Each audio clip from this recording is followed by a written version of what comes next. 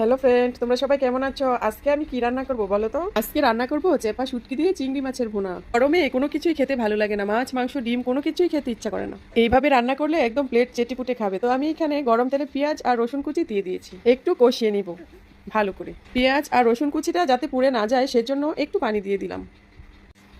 এখন এটাকে ভালো করে আমি আরেকটু কষিয়ে এখন দিয়ে দিলাম হলুদের গুঁড়া। তারপর আমি দিয়ে দিলাম পরিমাণ মতো মরিচ, ঝালটা তোমরা তোমাদের স্বাদ মতো দিতে পারো। তো ভালো করে কষিয়ে শুটকিটাও দিয়ে দিলাম। আর শুটকিটা আমার অনেক ভালো করে কষানো হয়ে গেছে।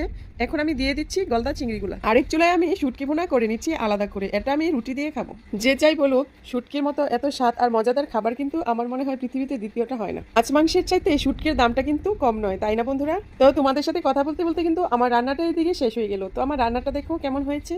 রান্নাটা এত মজা হয়েছিল, মানে তোমাদেরকে আমি বলে বোঝাতেই পারবো না।